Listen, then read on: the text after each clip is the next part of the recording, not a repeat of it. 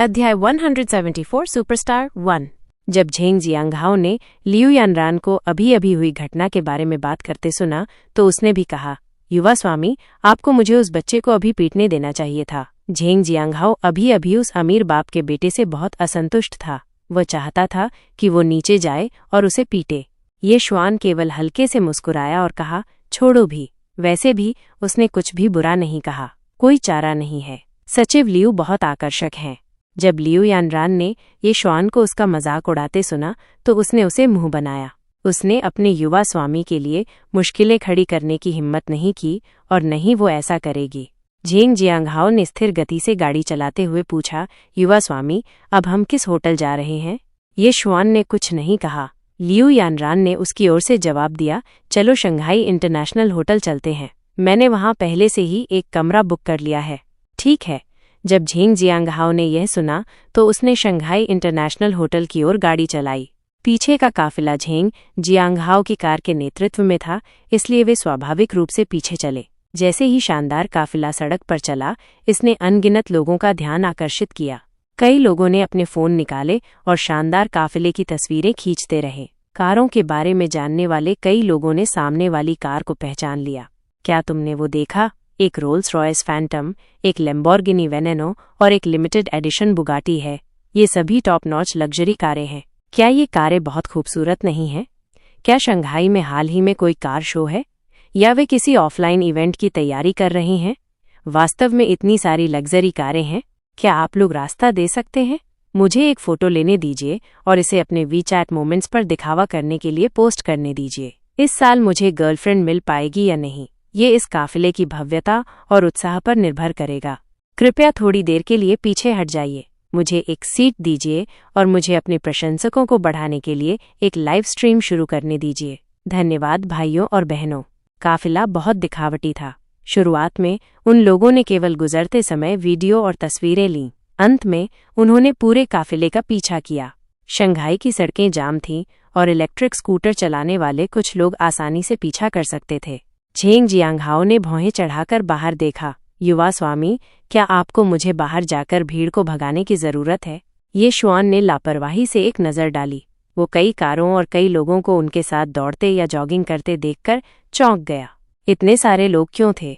हालांकि ये श्वान ने झेंग जियांगहाओ को उन्हें भगाने के लिए नहीं कहा। जब तक उन्हें सीधे परेशान नहीं किया जा रहा था, वो उन्हें वैसा ही रहने देगा।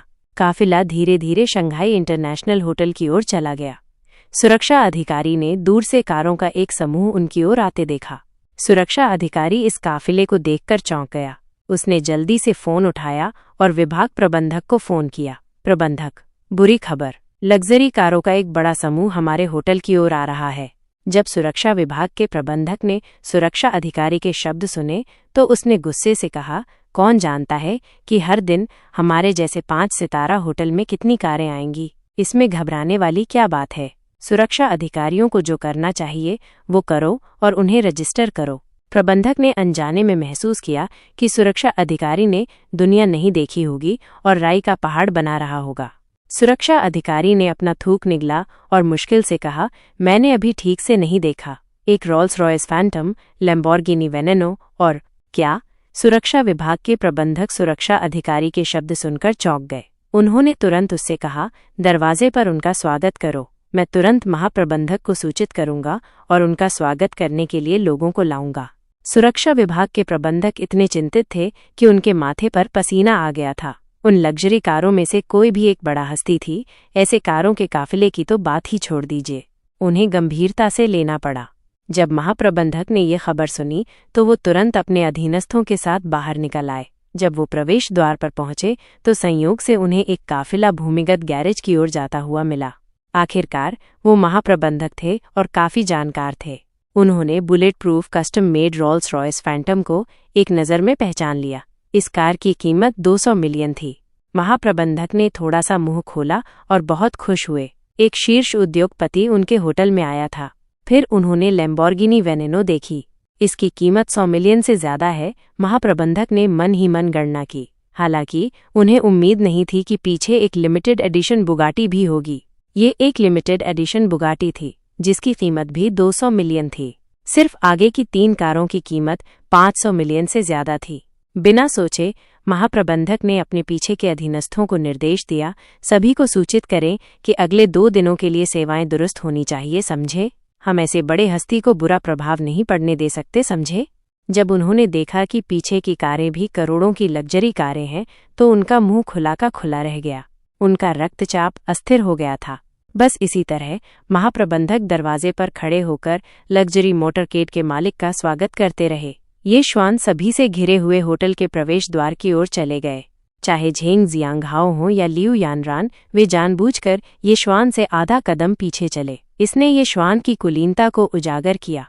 जब महाप्रबंधक ने यह दृश्य देखा तो उन्हें लगभग अपने जीवन पर संदेह होने लगा। क्या हो रहा था? इतनी कम उम्र में उनके पास पहले से ही पूरे काफिले का स्वामित्व था। ये श्वान बहुत छोटा लग रहा था और केवल 8 या 9 साल का था।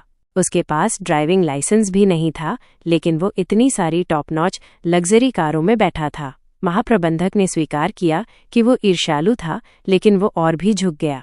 ये निश्चित रूप से किसी कुलीन परिवार का युवा स्वामी था। यह सोचकर महाप्रबंधक ने तुरंत गर्मजोशी से उनका स्वागत किया। नमस्ते सर, हमारे होटल में आपका स्वागत है। कहानी जारी रहेगी।